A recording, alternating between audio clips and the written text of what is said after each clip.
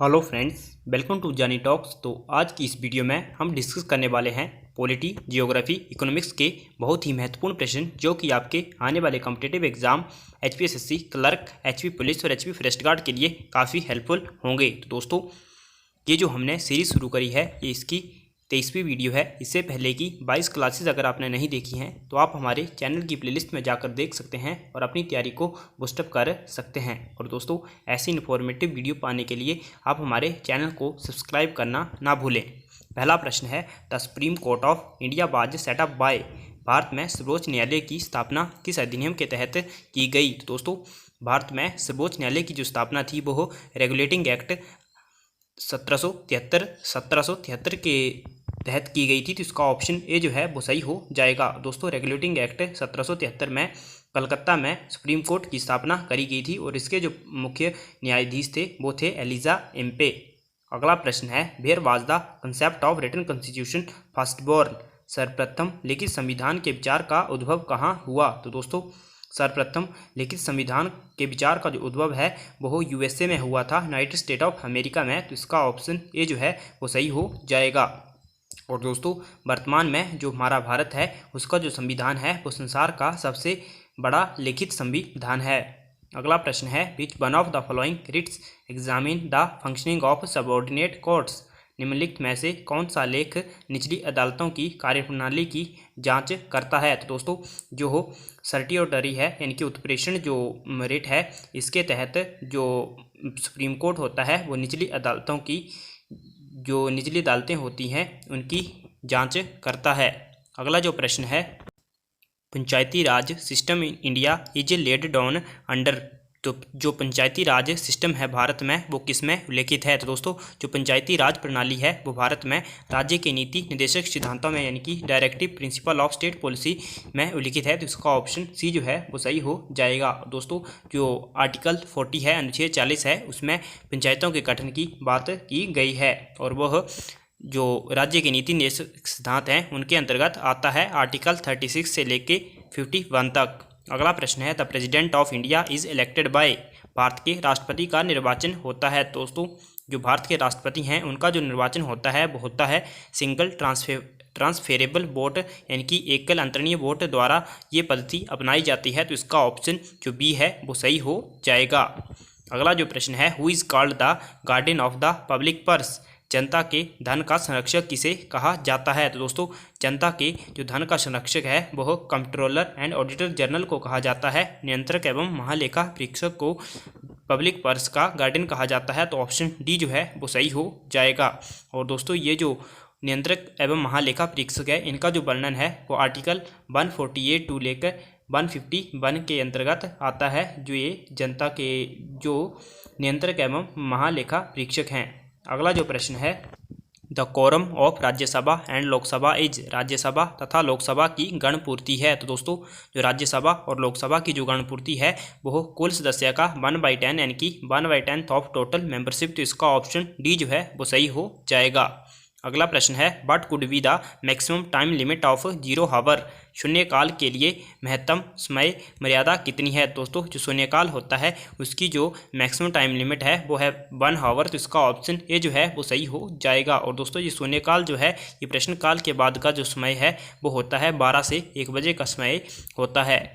अगला प्रश्न है, पब्लिक इंटरेस्ट लिटिगेशन में भी लिंक्ड विद।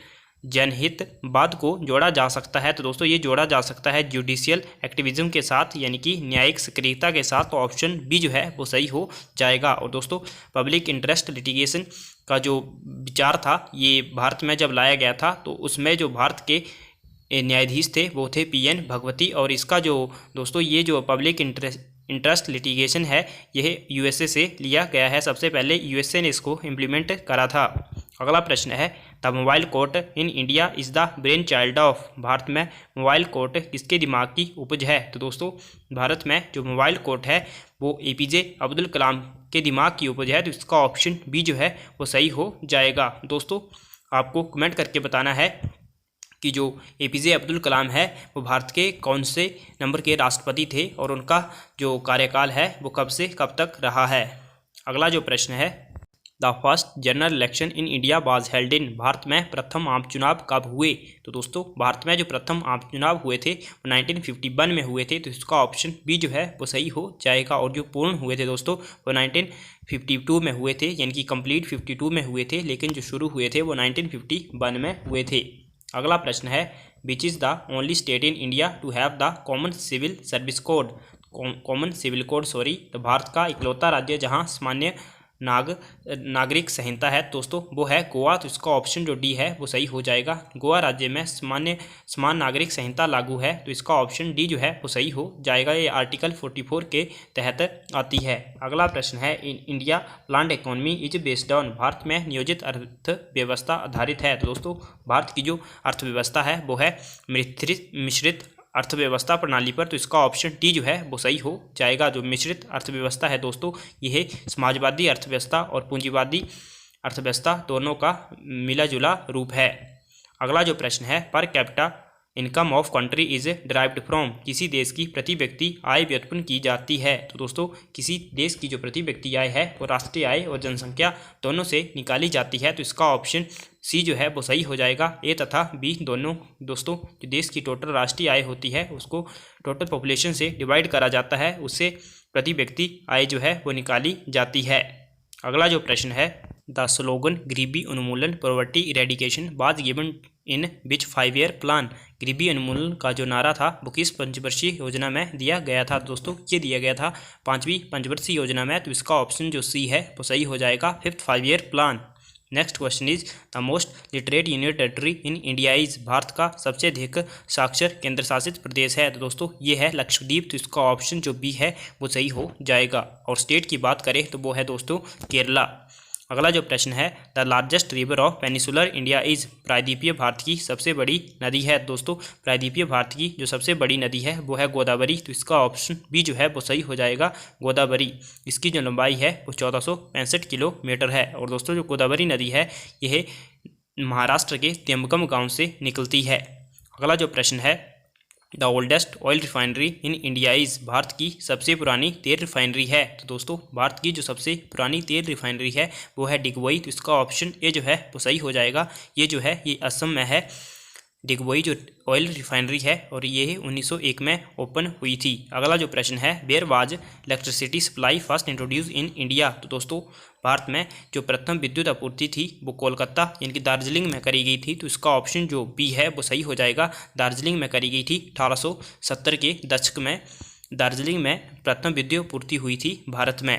अगला जो प्रश्न है वो है, बेटी Bachao Beti Padhao scheme has been launched in India in, Bharat में बेटी बचाओ बेटी पढ़ाओ योजना कब लॉन्च की गई थी? तो दोस्तों ये की गई थी जनवरी 2015 में, 22 जनवरी 2015 को, तो ऑप्शन डी जो है वो सही हो जाएगा, जनवरी 2015। Next question is, the bonded labour system abolition act was legislated in, बंधुआ मजदूर प्रणाली उन्मूलन अधिनियम कब अधिनियमित किया गया था? दोस्तों ये किया गया था 1976 में, तो इसका ऑप्शन बी जो है वो सही हो जाएगा, 1976। अगला प्रश्न है, कैपिटल मार्केट रेगुलेटर इज, पूंजी बाजार का नियंत्रक है। तो दोस्तों जो पूंजी बाजार का जो नियंत्रक है वो है सेबी, तो इसका ऑप्शन जो डी है वो सही हो जाएगा, सेबी। और दोस्तों सेबी की जो फुल फॉर्म है वो है security exchange board of India, option D जो है वो इसका सही हो जाएगा। और दोस्तों जो इरडा है यह बीमा संबंधी क्षेत्रों का नियामक है। आरबीआई तो आपको पता है भारत का सेंट्रल बैंक है। मौद्रिक जो मॉनेटरी पॉलिसी हैं वो आरबीआई के द्वारा जारी या नियंत्रित की जाती हैं। अगला प्रश्न है, economic growth is usually coupled with, आर्थिक वृद्धि सामान्यता किससे जुड़ी है? तो दोस्तों जो इकोनॉमिक ग्रोथ है वो यूजुअली कपल्ड विद इन्फ्लेशन, तो इसका ऑप्शन बी जो है वो सही हो जाएगा, स्फीति से संबंधित है आर्थिक वृद्धि। अगला प्रश्न है, central cooperative bank works at, केंद्रीय सहकारी बैंक कार्य करती हैं। तो दोस्तों जो केंद्रीय सहकारी बैंक हैं यह डिस्ट्रिक्ट लेवल पर कार्य करते हैं, तो इसका ऑप्शन ये जो है वो सही हो जाएगा। तो दोस्तों आज की वीडियो में इतना ही। Thanks for watching, God bless you all.